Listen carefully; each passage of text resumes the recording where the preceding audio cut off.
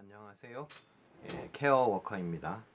오늘은 요양보호사 자격시험 핵심 키워드 쪽집게 문제풀이 제3강 그다음에 제2장 요양보호 관련 기초지식 제2부가 되겠습니다. 요령은 전과동. 제가 짧은 핵심 키워드나 아니면 짧은 문장을 말씀드리면 그에 맞는 답을 말씀해 주시면 됩니다. 오늘은 욕창으로부터 시작해 보겠습니다. 꼬리뼈, 꼬리뼈. 꼬리뼈 하면 욕창을 연상하시면 되지요. 욕창이 제일 많이 발생하는 부위가 바로 꼬리뼈입니다. 약 44%가 이 꼬리뼈에서 발생합니다. 그리고 그 다음이 견갑골, 뒤어깨, 그 다음 무릎, 이런 순으로 욕창이 많이 발생합니다. 그 다음에 수포, 물집, 수포, 물집, 수포나 물집, 이것은 욕창의 제2단계에 해당됩니다. 그래서 수포, 물집 하면 2단계라고 답을 하시면 됩니다. 욕창뿐만 아니라 화상에서도 이 수포와 물집은 2단계에 해당이 됩니다. 다음 괴사, 괴사, 피부 괴사를 말합니다. 이것은 욕창의 3단계에 해당이 됩니다. 욕창의 3단계. 다음 체위 변경. 욕창 예방에는 체위 변경이 가장 좋지요. 체위 변경은 2시간에 한 번씩 해주어야 합니다. 체위 변경은 2시간에 한 번 꼭 기억해 두십시오. 다음 도넛 모양 베개. 도넛 모양 베개. 욕창 예방을 위해서 도넛 모양 베개는 사용하지 않습니다. 다음 이제 치매 관련 내용인데요. 알츠하이머. 알츠하이머는 노인성 치매이자 퇴행성 치매에 해당이 됩니다. 단기 기억이 사라지고 장기 기억은 유지가 되지요. 그래서 가까운 일을 기억하지 못합니다. 노인들이 치매의 대표적인 것이 이 노인성 치매, 즉 알츠하이머에 해당이 됩니다. 그 다음에 혈관성 치매. 혈관성 치매는 알츠하이머하고 달리 갑자기 발생하는 치매입니다. 뇌혈관 질환 때문에 갑자기 발생하는 질환, 치매가 바로 혈관성 치매입니다. 그 다음에 진압력 저하, 진압력 저하, 이 치매 환자의 대표적인 증상 중에 하나지요. 이 진압력 저하라고 하는 것은 시간 개념을 구분하지 못하는 것입니다. 연도나 날짜, 요일, 그리고 낮과 밤을 구분하지 못합니다. 이것을 바로 진압력 저하라고 합니다. 남이 훔쳐갔다. 남이 훔쳐갔다. 남이 훔쳐갔다는 것은 치매 환자의 초기의 증상입니다. 자기 물건을 잃어버리고 남이 훔쳐갔다고 의심하게 됩니다. 남이 훔쳐갔다. 치매 초기 증상입니다. 보따리 풀어 떠났다. 보따리 풀어 떠났다. 보따리를 풀었다 놨다 하는 것은 치매 중기의 대표적인 현상입니다. 보따리를 풀어 떠났다. 치매 중기 현상입니다.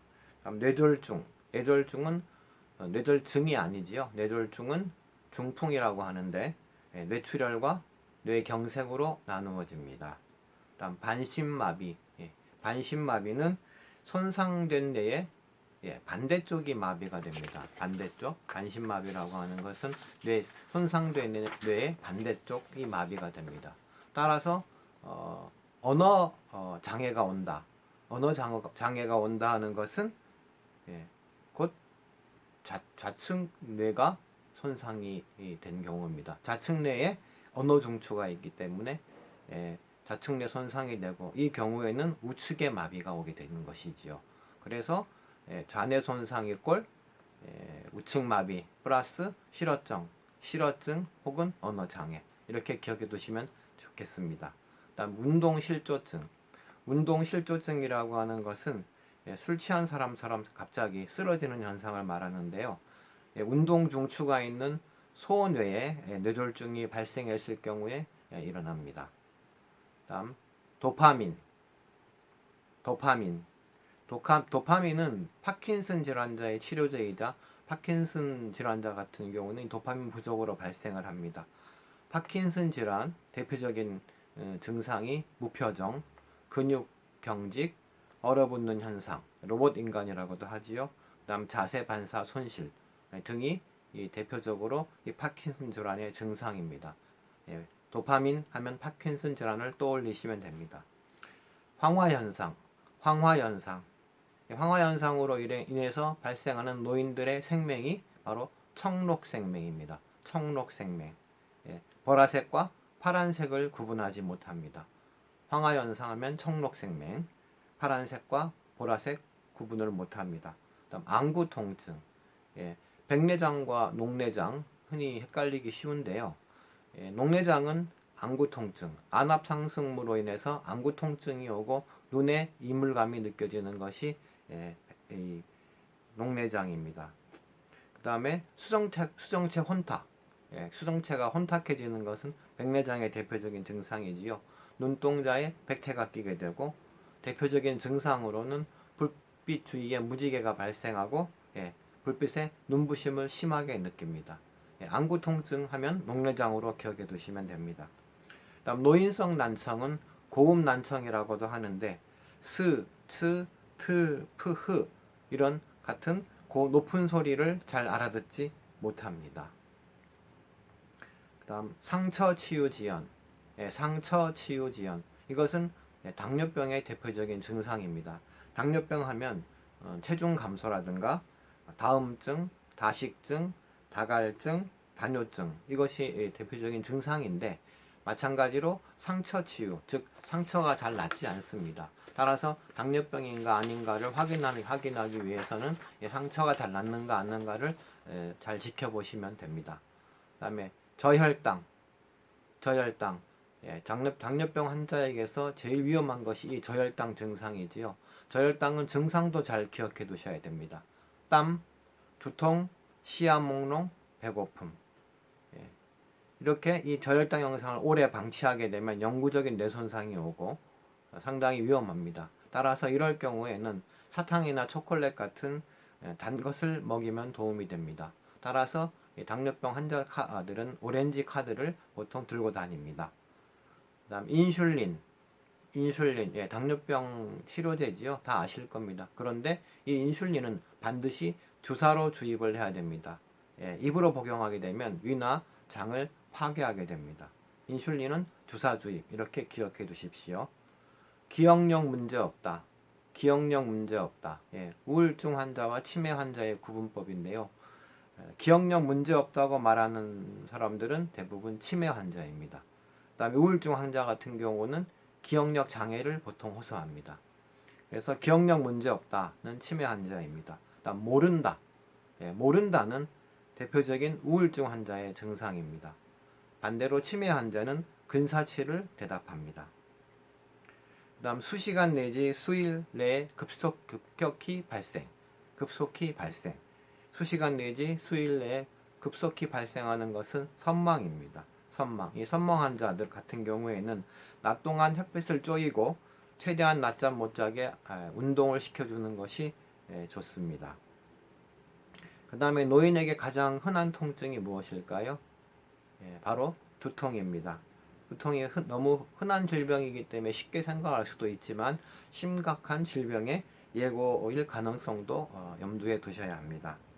그 다음에 노인 운동은 항상 점진적 강도, 점진적으로 해야 됩니다. 노인 운동은 갑자기 심하게 급격하게 해서는 안 됩니다. 점진적 강도, 즉 저강도에서 고강도로 점진적으로 강도를 높여가야 됩니다. 노인 운동하면 점진적 강도 이렇게 기억해 두시면 좋습니다. 그 다음에 경계선, 실내와 실외의 경계선에는 반드시 대비된 색을 사용하는 것이 노인들이 구분하는 데 도움이 됩니다. 그 다음에 금식 기간에도 반드시 먹어야 되는 약이 무엇일까요? 금식 기간, 어떠한 경우에도 반드시 먹어야 되는 약은 바로 혈압약입니다. 혈압약. 꼭 기억해 두세요. 그 다음 편의점 상비약. 편의점에서 살 수 있는 약들, 파는 약들이지요. 해열 진통제, 감기약, 소화제, 그리고 파스 등이 있습니다. 편의점 상비약, 해열 진통제, 감기약, 소화제, 파스. 우리가 급히 필요하고 또 흔히 복용하는 그런 약들입니다. 그 다음 예방접종. 예방접종에서 자주 나오는 것이 인플루엔자입니다. 인플루엔자는 1년에 1회씩 예방 접종을 해야 됩니다. 인플루엔자는 1년에 1회. 그리고 대상포진은 60세 이상 성인은 한 번만 예방 접종을 하면 됩니다. 대상포진은 60세 이상 성인 한 번 접종을 하면 되고요. 또 대상포진의 대표적인 증상으로는 자결감을 들 수 있습니다. 자결감하면 대상포진을 떠올리시면 됩니다. 그 다음에 겨울 운동은 실내 운동과 실외 운동 중에서 실외보다는 실내 운동이 바람직합니다. 그리고 노인 사망 원인의 1위는 바로 뇌졸중입니다. 노인 사망 1위 하면 뇌졸중인데 이것이 아무래도 겨울에 여름보다는 겨울에 더 많이 발생을 합니다. 따라서 노인들이 겨울에 밖으로 외출할 때에는 따뜻한 목도리 등으로 목을 보온해 주시는 것이 좋고 갑자기 찬 곳으로 나가는 것을 주의하거나 삼가해야 합니다. 이상입니다. 요양보호사 자격시험에 관한 좀 더 자세한 정보를 얻고 싶으시면 제 네이버 블로그 케어워커의 사람 사는 이야기를 방문해 주시면 감사하겠습니다. 고생하셨습니다.